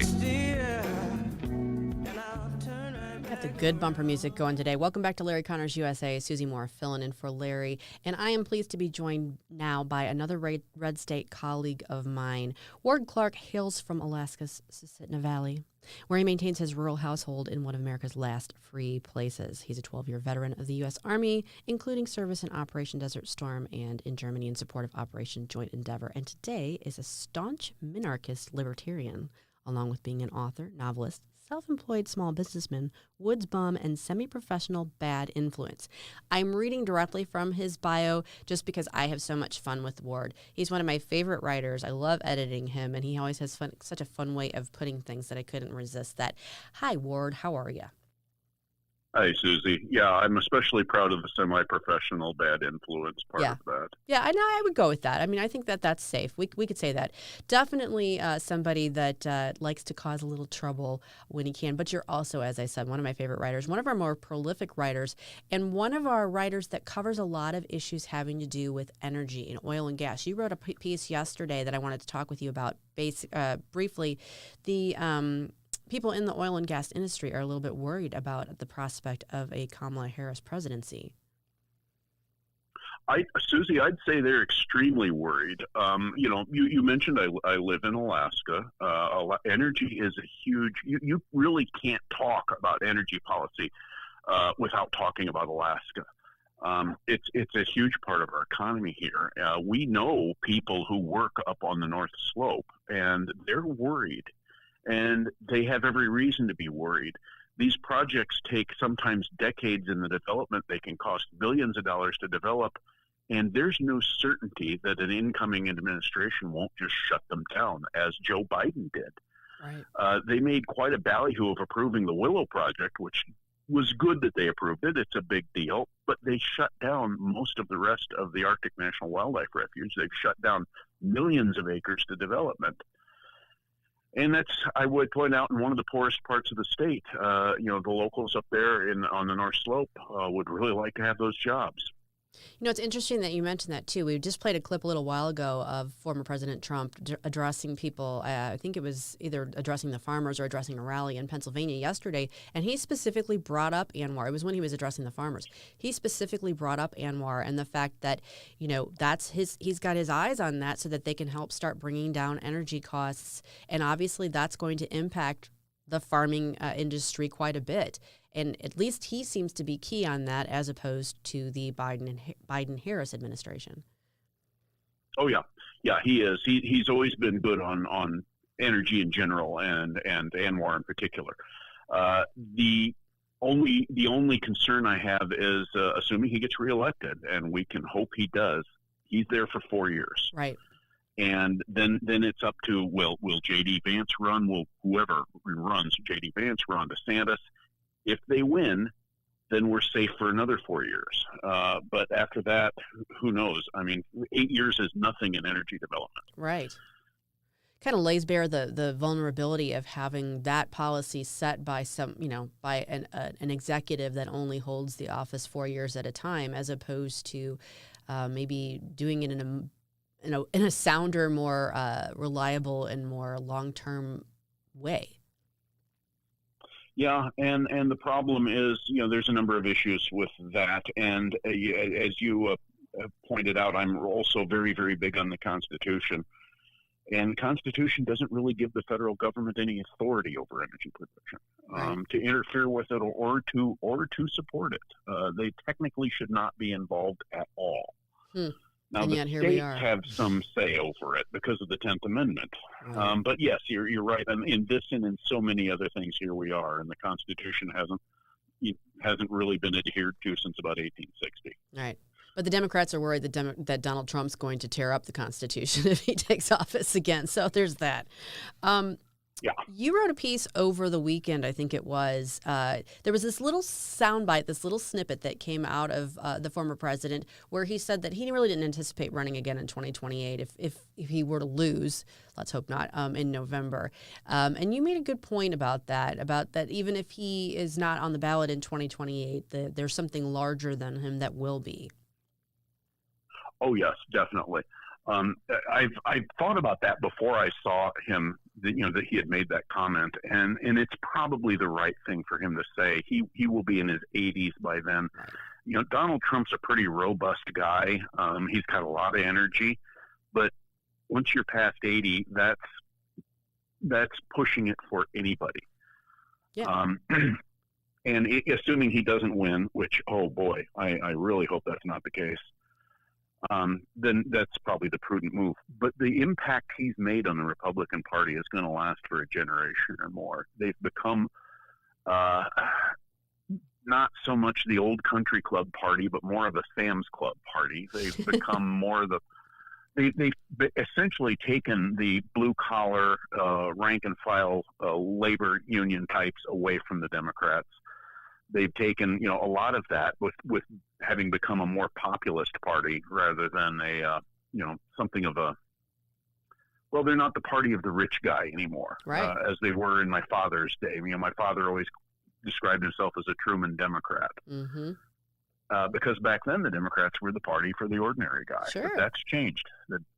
They're now the party of coastal elites and the dependency class, and the Republicans are the party of small business and entrepreneurship. Yeah, it really has been interesting kind of living through this party realignment in real time. But you're absolutely right. And the irony, of course, is that movement is being headed up by a billionaire.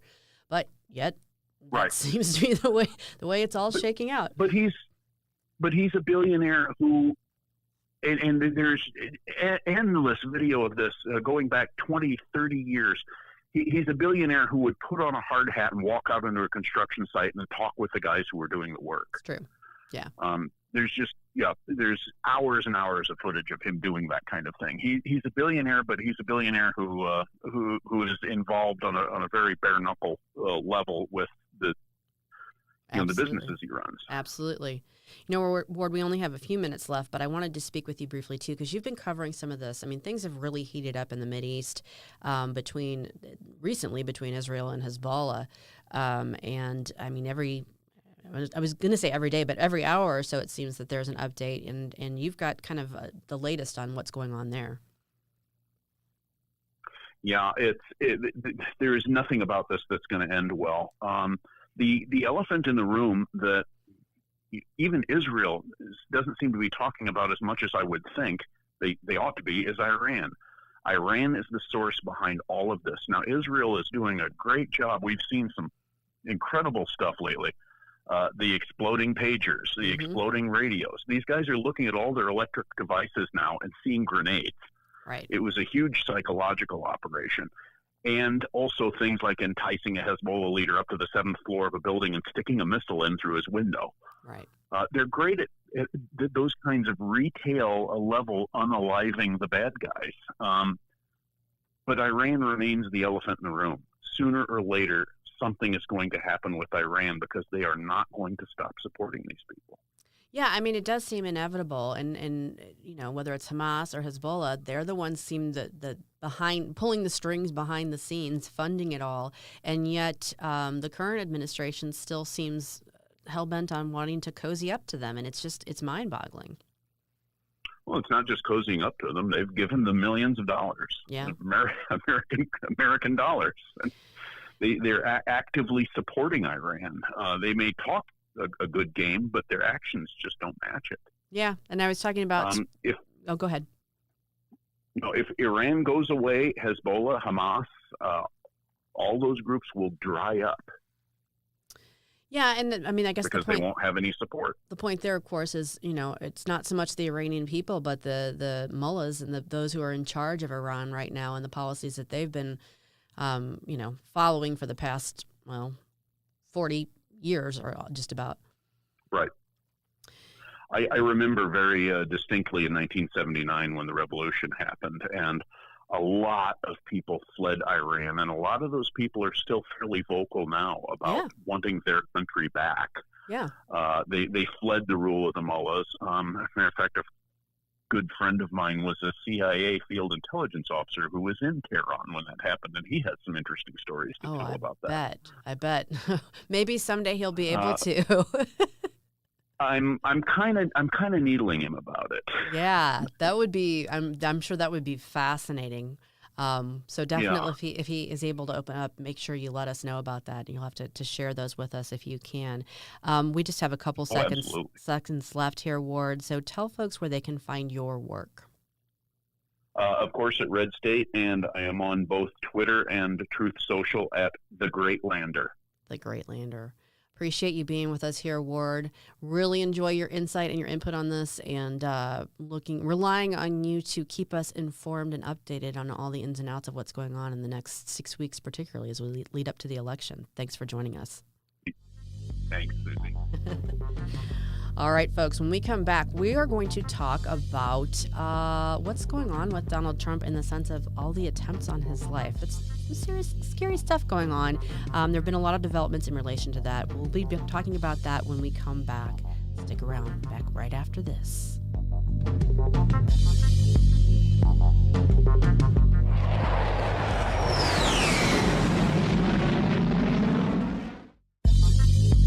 You can connect with Larry on Twitter at Larry Connors USA.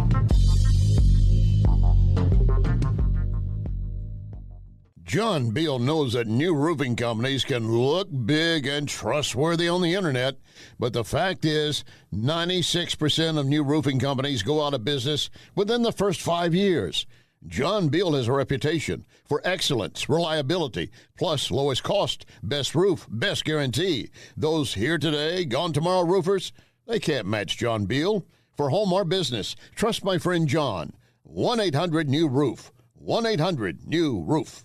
No matter how large or small your digging project may be, no matter how urban or rural, you must always call 811 before any digging project. 811 is our national one-call number, alerting your local utility companies to come out and mark any lines they have near your dig site. So before you do this or this, make sure you do this.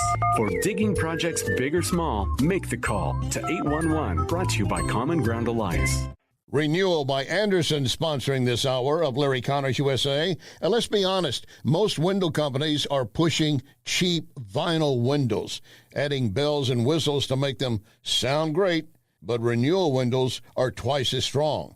You do not want to go cheap when you can go with quality and get the nation's best warranty. Check the website, rbastl.com, or dial pound 250, and say Windows. St. Louis businesses wondering how artificial intelligence can work for you? Let me introduce you to PRIglobal.ai. They don't just promise miracles, they deliver real results. They have their own AI innovation lab, developing practical tools to meet your company's needs. Others are going to make a lot of grand claims, but you want measurable improvements. You contact PRIglobal.ai. PRIglobal.ai. Loyalty means a lot at J. Ackerman Toyota. That's why during COVID, Ackerman refused to charge over sticker price, while others did. Ackerman stayed true to their customers, selling at or below manufacturer-suggested prices. Ackerman will get you what you want, and the service department has the same spirit. You come first. And thank you for making Ackerman Toyota number one in 2023. Ackerman Toyota, AckermanToyota.com. Ackerman Toyota for life. The United States Deputy Sheriff's Association is a national nonprofit and the largest non-governmental provider of services to law enforcement. The USDSA assists city, county, state, and federal agencies with free safety equipment donations and officer survival training, along with cash donations to families of law enforcement officers who perished in the line of duty, a citizen awareness program, and more. For more information on United States Deputy Sheriff's Association, please visit usdeputy.org. If you like premium cigars and spirits, take my advice. Check out Lit Cigar Lounge in Chesterfield. The Lit Cigar owners just got back from a major convention in Vegas, and now every day, Lit is getting shipments of special cigars that will certainly amaze you. Check the Lit Cigar Facebook, staying on top of special events. Also, Lit can host a private event for you, your friends, your business. LitSTL.com. LitSTL.com. Lit Cigar Lounge in Chesterfield. This is News Talk STL.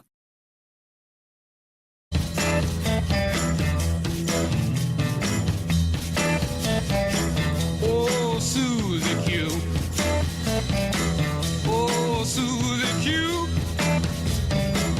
Oh, Susie Q. Baby, I love you. Susie Q. Like the way you walk.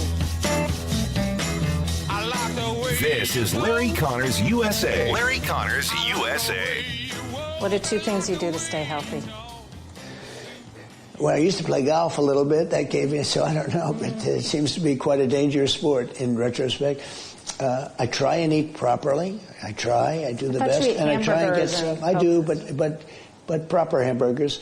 But I like perhaps all of the wrong food. But then I say, does anybody know what the right food is? You're I right have about people that. lecturing me for years. Oh, don't eat this, don't eat that. They're gone. They have passed away long ago. And here I am. So I'm not sure I want to make too many changes. He kind of has a point there. That, of course, was former President Donald Trump. He had a couple interesting answers there I wanted to talk about. You're listening to Larry Connors, USA. Susie Moore filling in for Larry. The first is the proper hamburger. He's kind of known. Obviously, Donald Trump is a bigger guy, and he's kind of known for maybe not having the healthiest of eating habits. But then he was kind of asked about that by the reporter there, and he said, well, proper hamburger. I do think it's really interesting with him teaming up with RFK Jr. and Nicole Shanahan, that making America healthy again has become one of the key, I guess, I don't know, like the key messages, if you will, of the Trump campaign. Certainly RFK himself and Shanahan are the ones that are kind of out front on that issue, but they are big on touting this idea, and this it's not even an idea. The reality is America is not a healthy population. It doesn't take rocket science or nutritional science or a medical degree to look around and realize that. When you look at just go out in public and what portion of the population is visibly overweight, compared to 30, 40 years ago. I mean, it's night and day. And I say that as somebody who's in her middle age and carrying more pounds than I wish I were, working on that. But it's one of those things that's inescapable, and so much of it has to do with our eating habits, and not only our diets in terms of what we choose to eat, but what's in what we choose to eat. There's a big focus on that we're seeing that now more because of Trump deciding to work together with RFK Jr. And I think that's to the benefit of the American populace. Regardless of whether you're a Republican or a Democrat or a Green Party person, whatever, we should want a population that is healthy, that isn't chronically ill. And we've got so much chronic illness that we're dealing with, and that impacts every other aspect of people's lives as well. So I actually like the fact that is a feature of the Trump campaign now, that this idea of getting healthy again is kind of, it sounds stupid, but it's becoming popular, more popular. It's being more front of mind for people, if you will. And so I like the fact that when he was challenged about his own eating habits and saying he tried to eat healthy, he said, a proper burger. I would love to know what that means. I will say this. I do think that I'm a big fan of a proper burger. And maybe you have your burger and you don't have it on a bun, so you don't have all the starch and carbohydrates. You just have the protein and that sort of thing. But I do like the fact that he's both cognizant of the importance of eating healthy, but also cognizant of the fact that sometimes we're told what is and isn't good for us, and it doesn't really bear out over time, especially when that story keeps changing. So I thought that was kind of cute. But he also made kind of a sly joke at the beginning there when asked how he tries to keep fit. He's like, oh, well, I love golf, and I've always really enjoyed that, but apparently it's not as safe an activity. Obviously, that's an allusion to what happened on September 15th as he was playing golf at Trump International in West Palm Beach, and a would-be assassin got awfully close to being able to take a shot at him. That is... Well, first of all, the fact that he was as exposed as he was is not only troubling, it's a little hard to fathom, particularly when you consider the fact that just 2 months ago, he survived an assassination attempt on his life, one that involved him actually being shot. So the fact, and one that highlighted the fact that there were a lot of vulnerabilities and failures on the part of the Secret Service and the people that are charged with keeping him safe. That's still being investigated, and yet, and you can't put him in a bubble and not let him go out and enjoy some time on the golf course or go to rallies. He's running for president. He needs to be out there in the public. Until recently, I was one of those people, one of, I think, millions of Americans who assumed that our Secret Service was kind of like the elite security force, that they had not only the resources, but the training and the motivation to be a no-fail operation, to make sure that their protectees were kept safe. Maybe we were lulled into that. I mean, I was born in 1968, so right on the heels of the assassination of John F. Kennedy and then his brother Robert F. Kennedy and Martin Luther King. That was very much in the American psyche as I was growing up as a kid. It was very, you didn't just take for granted the safety of your prominent politicians and public officials. And then, of course, Ronald Reagan got shot in 1981. But since then, we've really kind of maybe been lulled into this sense that our presidents and our candidates and our public officials are being properly protected. And then we have laid bare the fact that maybe they're not. And maybe it's particularly Donald Trump who's not. It's a little hard not to get a little tinfoil hatty and start wondering if some of the mistakes and some of the vulnerabilities, at least at some level, aren't intentional. I am not a specialist in security. I am not a specialist in guarding other people's lives.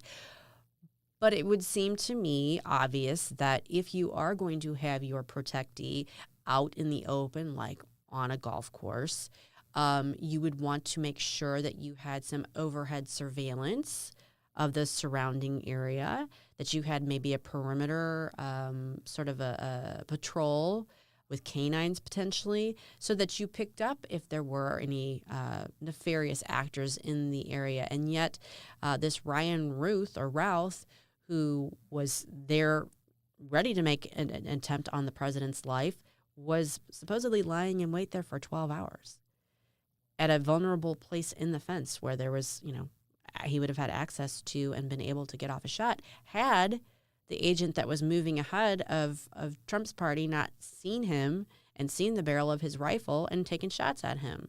Thank goodness that agent, who was apparently a pretty new agent, pretty young agent, was well-trained and took action.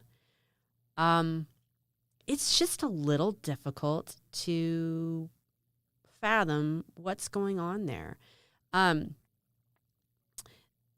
Yesterday, Ryan Routh was in court for his initial hearing. It was his detention hearing. It was for the court to determine whether or not he would continue to be held in custody as his case proceeds.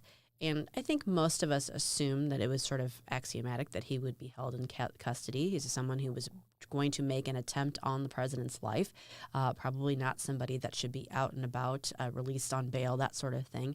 But one of the things that came of that's been really kind of interesting and somewhat controversial is that the Department of Justice, in moving against him moving in favor of him being detained and arguing that he should be detained, they filed with the court a 10-page memo that outlined the facts leading up to the circumstances leading up to the incident and how he was discovered, how the agent shot at him and went after him, how he was captured, which thank goodness for the witness who happened to see him and follow and get his license plate so that the authorities in Florida were able to track him down fairly quickly.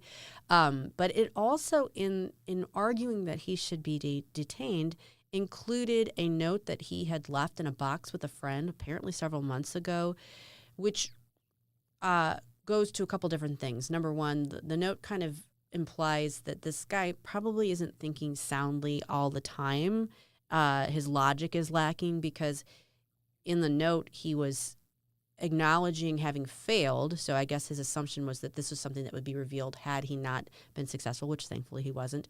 But then promising $150,000 to somebody else who had finished the job, which doesn't make a whole lot of sense because if he failed, that would mean that he was either in custody or had been killed. And I'm not sure how he thought he was going to be paying somebody else with money that he apparently doesn't have. So, there's a lot of things about this guy that are off.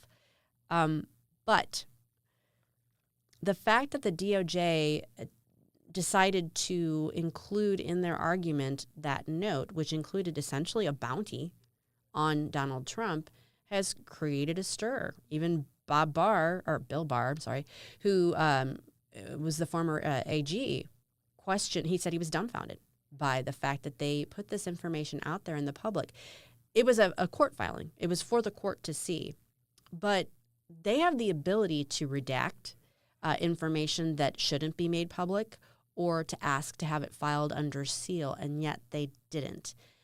And there are questions as to, okay, A, was this information really necessary? Was there a chance this guy wasn't going to be held if they didn't have this included? B, couldn't they have put this before the court and not publicized it? Because what that does is raise the alarm bell to any other wackadoo out there who thinks, hey, I agree with this Ryan Routh guy, and I think that Donald Trump shouldn't be with us anymore. I think that there's going to be some interesting questions in the days to come as to why that was the strategy of the DOJ. But, that's not the only question that's been raised about these attempts on Donald Trump's life, and we're going to hear more about that right after this. Hi, my name's John Sabo. I'm currently Senior Vice President of Business Development there at Deep Well Services. Who here is ready for President Donald J. Trump to make us energy independent again? Let's go. It starts right here. It starts right now in PA. That's why we're here. I'm very proud to be able to come here and speak today. It's very personal to me. I was in the crowd on July 13th on that front left side, right between the shooter and President Trump. And I will never forget that day.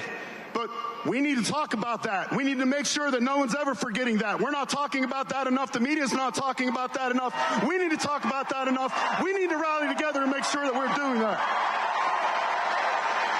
President Trump, shots rang out.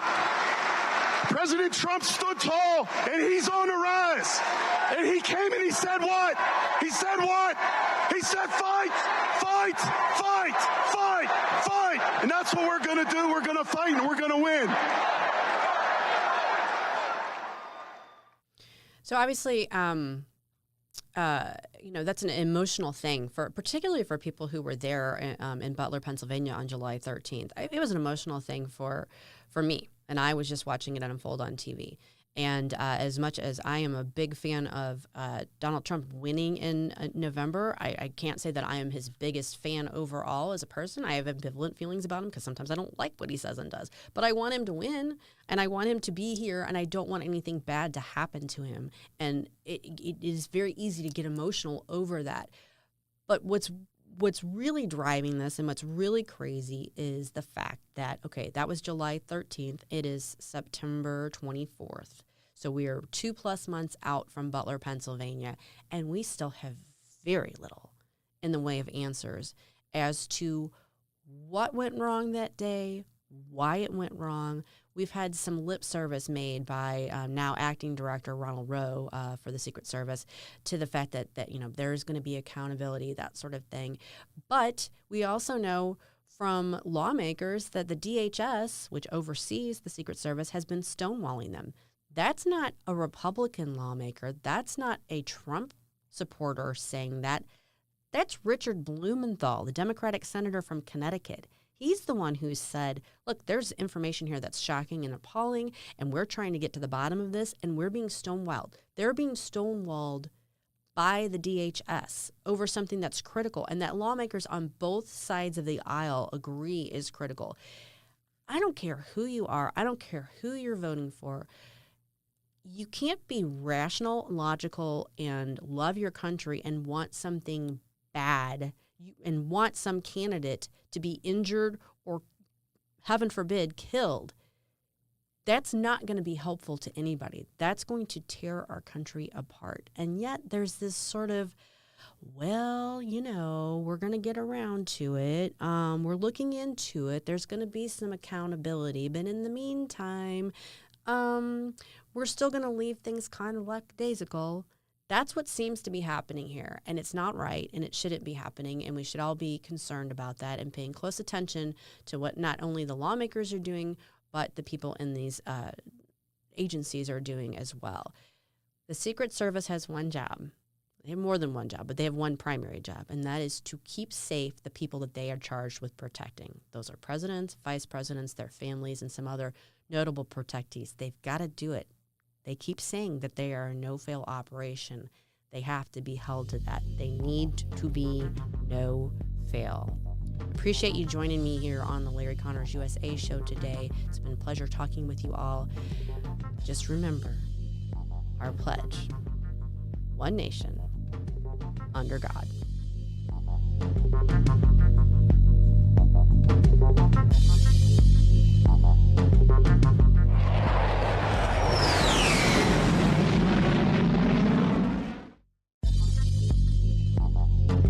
You can follow Larry on Larry Connors USA Facebook. Larry Connors USA Facebook. This is Larry Connors USA. Larry Connors USA.